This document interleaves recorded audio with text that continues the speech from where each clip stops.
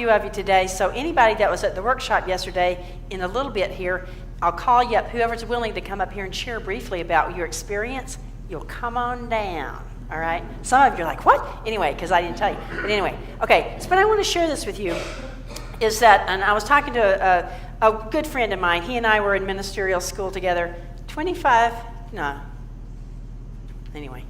years ago, I can't remember. And we were prayer partners, and we still are today. He's in Florida, and we're still prayer partners. And we were talking about what is it that brought us to unity. And we had these really different paths that got us here. It was kind of funny. And the thing that I am so aware of about my path was that it wasn't, back then we didn't have websites. Okay. So it was people that got me here. They were little, it was like, kind of Hansel and Gretel. There were little breadcrumbs along the way to back home. And every once in a while, somebody would kind of show up in my world that would say, oh, you'd probably like that. They think like you do. And it kind of went by me, whatever. And then one person told me, a very wise person, said to me one day, she said, Anna, she said, you're here in this life experience to be about your Father's business. She meant God. And I'm like, okay, I don't know what that means. But she said, you're here you must learn to be altruistic, and you must learn to share whatever you know about spirituality. She looked at me. You get it? I'm like, I got it. I didn't know what that meant, but I said, okay, and went on about my business. And I've done a lot of different things to grow spiritually and still do. And when I first finally got to the Unity Church where I stayed, which was in Unity West in Wauwatosa, Wisconsin. It's part of Milwaukee. I cried the whole time. That's my point. I sat there and cried, for a year.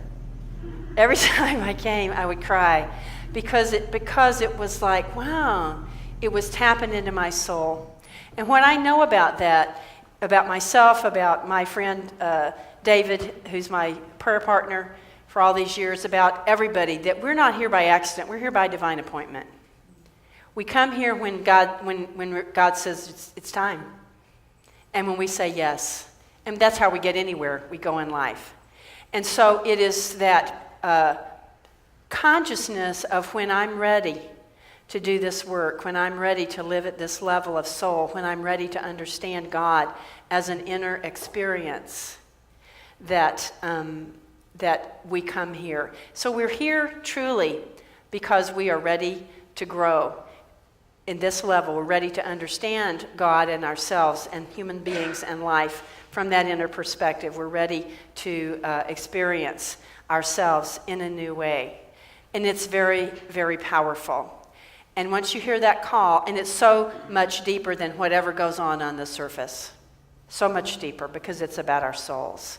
And so thank you for being here by divine appointment. And it's your divine appointment with yourself. And it's kind of fun when a lot of people show up. It's a meetup group, I guess, right? When you kind of show up at the same place for that divine appointment with God, with yourself, and with each other, because we need each other. So thanks for being here. So with that, let's align with our truth statement today, because we're in September again. We're celebrating that spiritual gift of gentleness. And let's align with this our 3 times, because that helps us to bring it into our consciousness, and then we'll have that opportunity to share it with each other. So let's align with this. I live with a gentle heart, creating peace everywhere I go. Take a breath and feel that. I live with a gentle heart, creating peace everywhere I go. And the 3rd time. I live with a gentle heart, creating peace everywhere I go. Realize that truth for yourself. And now, if you choose to, turn to somebody or somebodies around you and look lovingly in that dear one's face and tell them that truth for them, and use the you. You live with a gentle heart.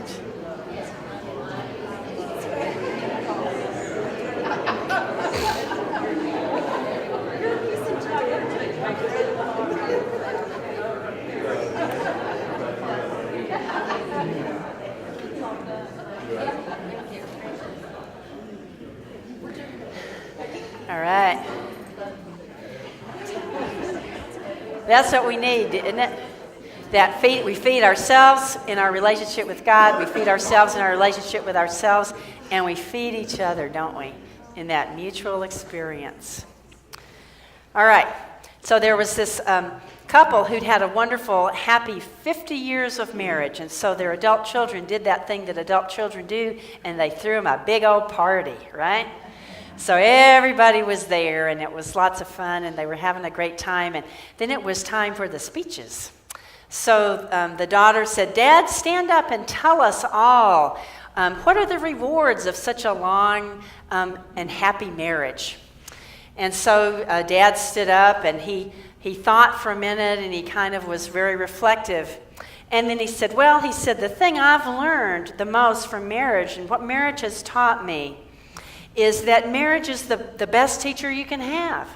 Because in marriage, you learn things like meekness, like humility, like forgiveness, like flexibility, like receptivity. And he was sort of thinking, and somebody in the back of the room said, "And?" And he said, "And all those other qualities that you wouldn't have needed if you'd have stayed single."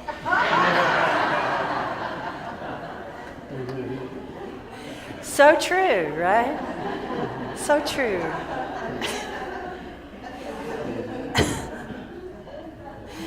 So, it is really so. You know, if you could sort of go live in a cave somewhere and be completely self-sufficient, you really wouldn't need to know those things, would you? You and your fears could live in the cave and produce movies in your head.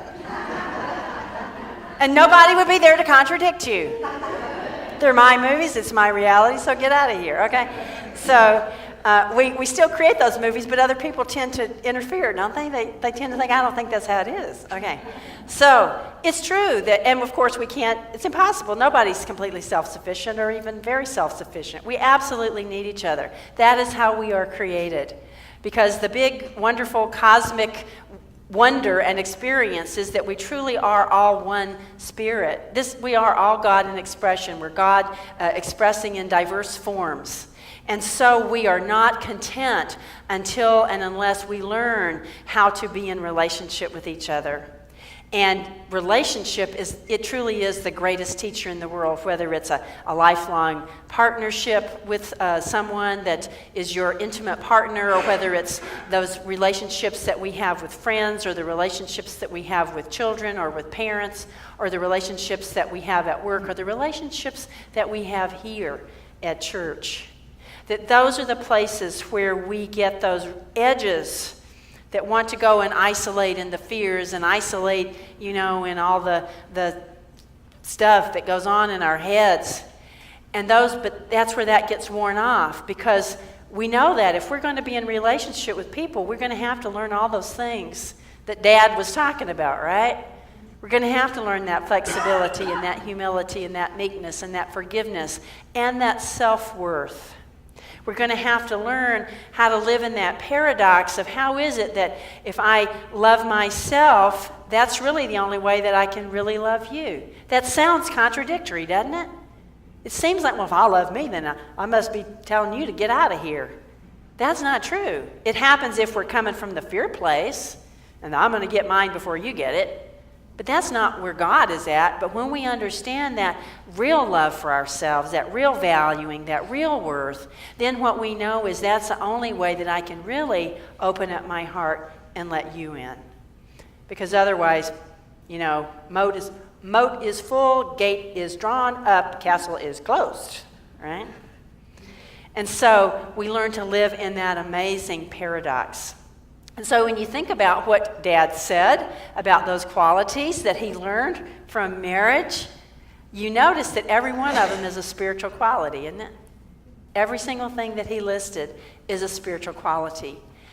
And my friends, that is the only way that we can truly live in harmony with other people. There is no other way that works except to come into an understanding of our own spirit, come into our understanding of that one presence and that one power, by whatever name we call it, and see that and feel that and know that within ourselves, and begin to see the light in our own eyes, begin to feel the love in our own hearts, and then an amazing thing happens. When we look at each other, you know what we start to see, right? We start to see the same thing. We start to see that light in each other's eyes. We start to feel and notice the love in each other's hearts. And that's what creates the harmony. That's what creates the possibility of fullness of living. That's what lifts off the fear and the distress and the impotent rage and the frustration, and opens us instead to a life that is creative, that is abundant, that is fulfilled and fulfilling, and that is a life of wonderful companionship with ourselves, with God, and with one another.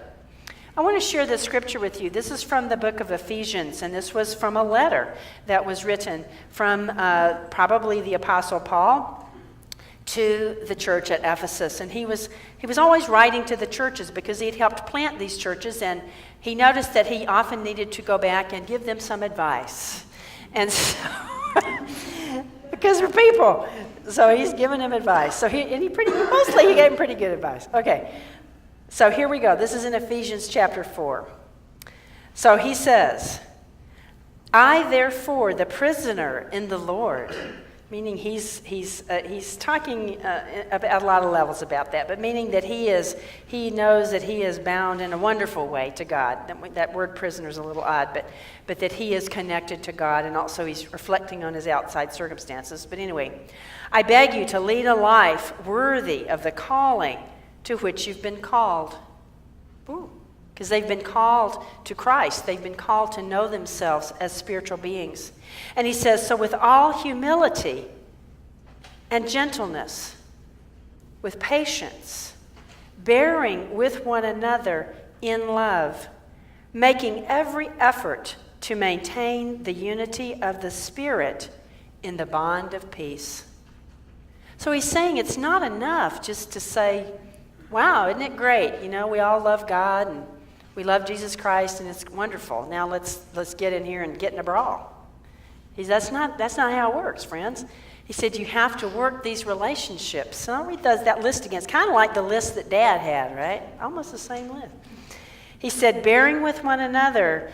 He said, live a life worthy of the calling to which you've been called, with all humility and gentleness, with patience, bearing with one another in love, making every effort to maintain the unity of the Spirit in the bond of peace. So it matters that we maintain the unity of the Spirit. It matters that when we get upset, we deal with it, we face it, and then we come back to that place. We come back to a new place, a new understanding. Oh, I'm one with the Spirit, so I can deal with my sister, I can deal with my brother, I can come from a new place to love myself, to love them, to create a healthy flow of harmony. And then he goes on and he says, there's one body and one Spirit, just as you were called to the one hope of your calling, one Lord, one faith, one baptism, one God and Father of all, who is above all, through all, and in all. It doesn't get any plainer than that, does it? We're all one. It doesn't matter who you are on the outside. That's an expression. It's beautiful. It's interesting. It's a part of creative diversity. And the reality is that the essence of us is one, and we are always called to look at the beauty of our diversity from the experience of our oneness. That's unity of the Spirit. And so to do that, I'm going to start calling up the people. Now, whoever was at that workshop, we had 19 people at our workshop. It was wonderful. We were there Friday night and a lot of the day yesterday. And we talked about a lot of these ideas. How is it? What is the perspective? What are the skills that you need in order to live this? How can you really do this? How can you put feet on these aspirations. And so we learned a lot of ideas and a lot of perspectives. And I know that it was transformative for people. It was amazing. And we delved into it, and we discussed, and we talked, and we reflected, and we laughed. We had a good time. So I'm going to invite those of you, again, who were there at the workshop, who would like to come on up and share with us briefly what you got from that, what your experience was. So come on up, whoever was at that workshop that would like to share. I kind of put them on the spot here at the last minute, so good. We got a bunch of them. All right. So come on up. So Gail, and tell us who you are. Yeah, come up. You need to talk behind the microphone. So come on up. And Gail, and because we've got a lot of us, we'll keep it brief. But it's delightful, and I want you to see and feel the experience that people had. So tell us who you are and what you experienced. I'm Gail A., and I'll attempt to be brief. We talked about systems theory yesterday and how we're all part of a system throughout our whole lives, at home, at church, at work, and how that does change, but we're always a leader in our system. And of course, I got to practice the moment I got home. And it was a great blessing. Thank you, Gail. Thank you. Come on up. We'll clap after everybody, so we'll have time. Okay, I'm Gayla.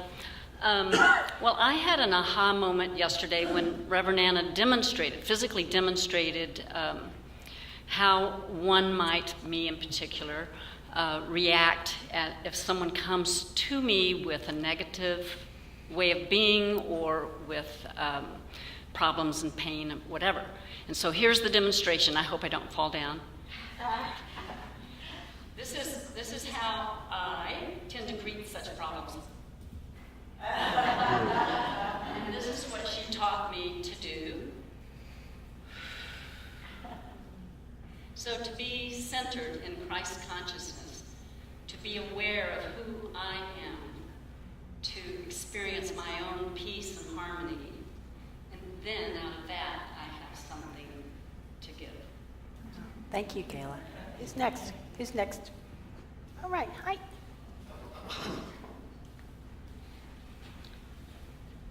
My name's Alice, and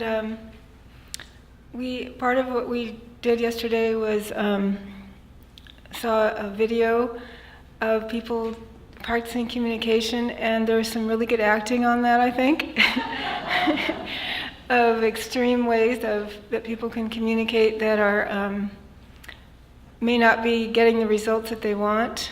And so it was fun to see that, kind of in a objective way, to be able to look at that in other people. They're extreme examples. And we just learned a lot, and I forgot what else I was going to say. Anyway, I'll let someone else talk. Thank you, Alice. Thank you. The other thing I was going to say is Reverend Anna gave us lots of chances to talk, the people that were in the class, and I think there's a lot of wisdom in our church, so we were able to listen to the wisdom that other people had. Mm-hmm, for sure. Yeah, thank you, Alice.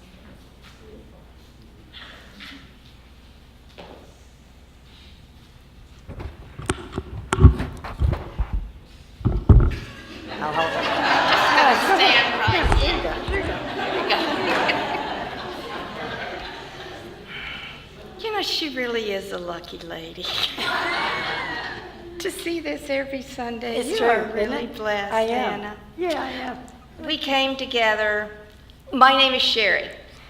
When we came together, I felt like that each and every one of our bodies were soothed, and that our souls were lifted to each other. At the end of the day, we got together with our group that we had been getting together with throughout the day. And the group that I was with all came together with the same thought, the same problem, and then some way to fix that problem. So I think each and every one of you is going to see this community benefit from the class we had yesterday. All right. Thank you. Thanks, Sherry. Who's next? All right. Hi, my name is Noni, and this has been a really deep week with the Prosperity program on Wednesday night and then Friday night, and I went home and I'm like, oh, I'm not ready for this. And I prayed about it and came back Saturday morning, and I'm going to echo what Alice said. The comments and the sharing that came out of the room and everybody that was in attendance was just awesome and just so inspiring. And Reverend Anna, in your exercises, I just have a renewed spirit, and I thank you. Yeah, thank you, Noni. All right. Who's next? All right. Hi, my name's Stephen, and one of the things that I got from the weekend, there's a classic unity book called Practical Christianity by Emily Cady, and I felt like I had a whole weekend of practical Christianity. And one of the things they taught was, if you have something that you need to clear up with somebody, don't talk to other people about it when they're not in the room. Go talk to that person. And also, something that was already said was just, getting yourself established in peace, and then everything else just moves much more smoothly and easily. Who's next?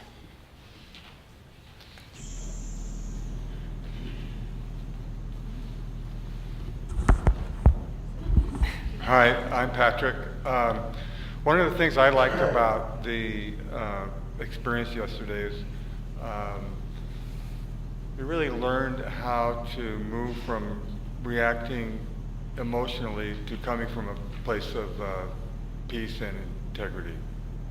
So I'll leave it at that. Thank you. Thanks. Who's next?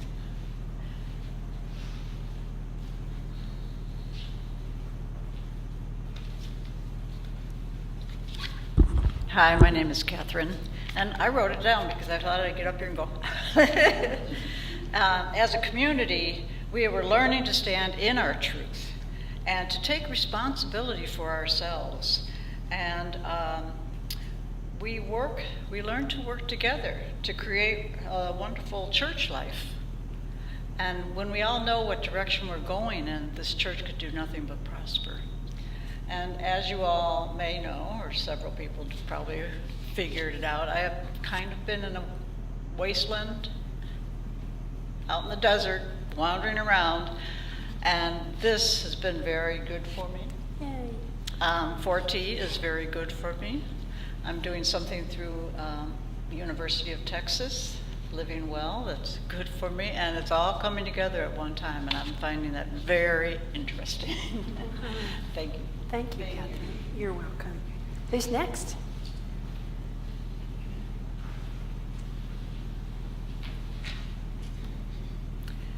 Hi, I'm Laurel, and I just am so very grateful to have had this opportunity in this workshop. I was able to easily recognize some of my patterns that I want to change, and I felt it was a very open and loving and comfortable space where I do feel like I really was transformed, and I feel like I have taken a step to opening my heart to all of you. So, thank you. Thank you, Laura. Thanks.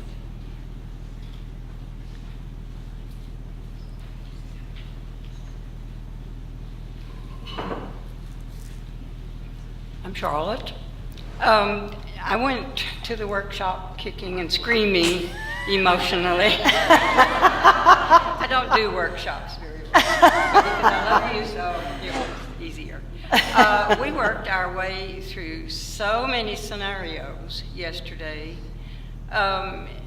In these little videos that we watched, some of them were pretty contentious, and we saw how it could be done in a different way, a loving way.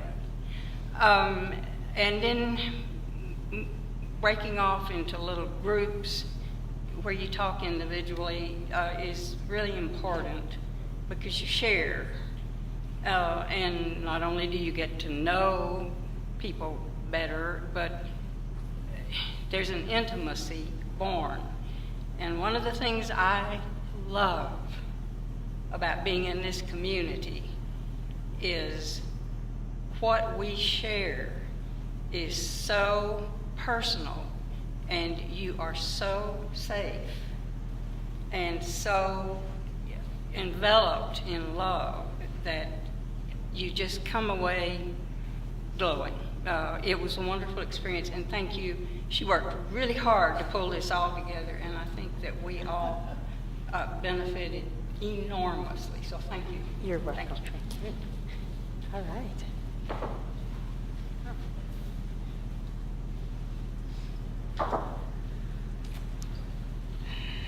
I'm Carol. Most of you know me. The workshop's very powerful. It's all about healthy community. And what I took from that was the willingness, being open to the willingness to be the power of one, so that spreads. By that I mean the power of one in your own truth, the willingness to open up to someone else's truth and stand together instead of back. But you spoke to the power of one, and that was powerful. Thank you. Thanks, Carol. Let's give them all a hand.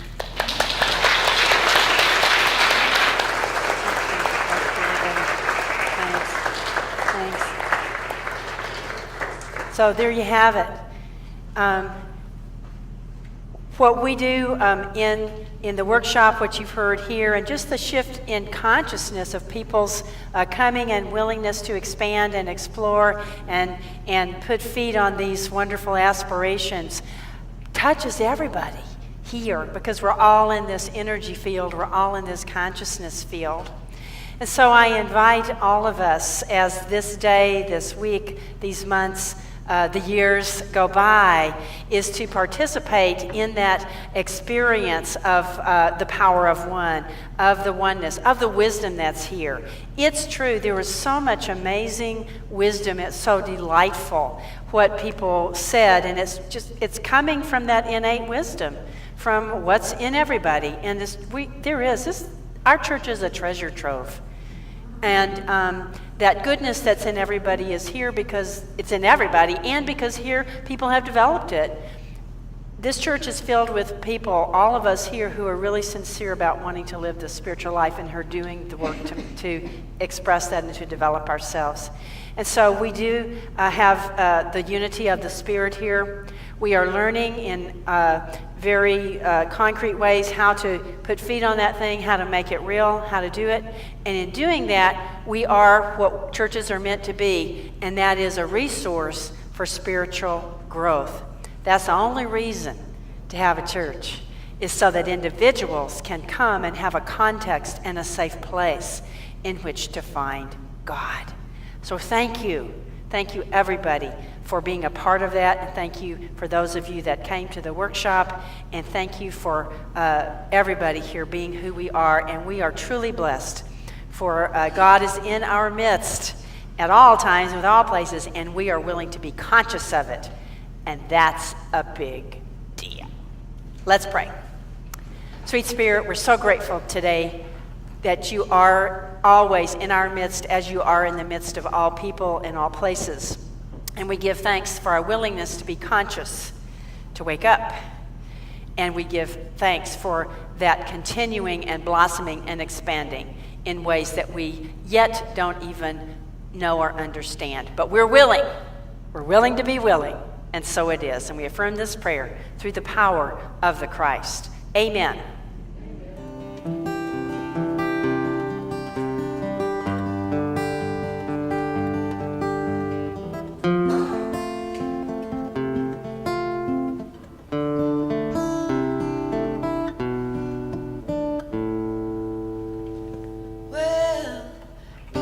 Search for glory a million different ways in their solitary faces, working at it hard each day. But if they'd stop and take the time to question why they care, they might just start to find there's still room for sharing.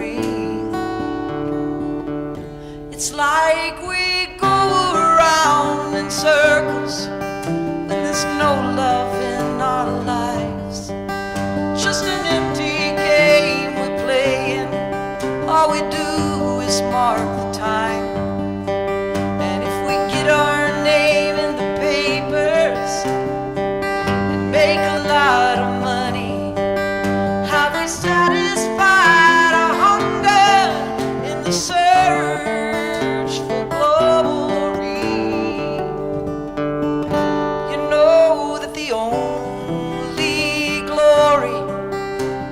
love and be loved. It's the ageless story our dreams are all made of. And we all will need someone to share in this great prize. You know the only glory. It's to love and be loved. It's to love and be loved. To love and be loved.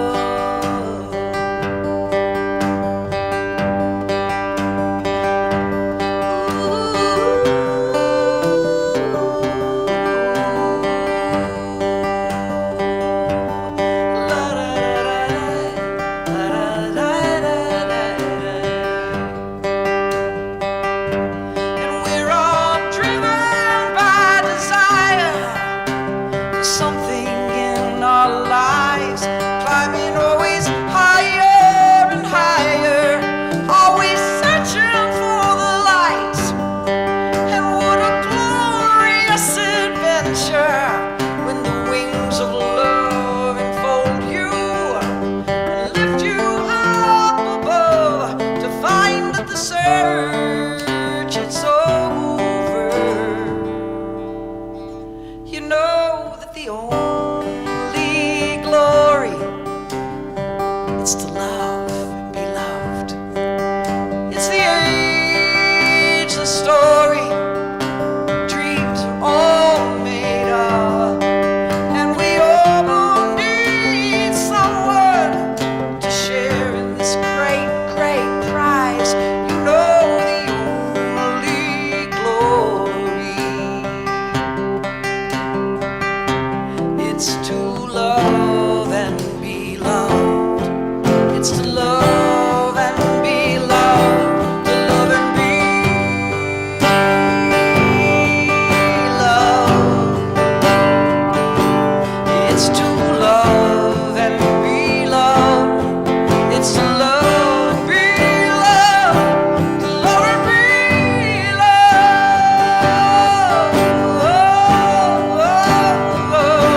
It's to love and be loved. It's to love and be loved. To learn, be loved, be loved, be loved. It's to love and be loved. It's to love and be loved. To love and be loved.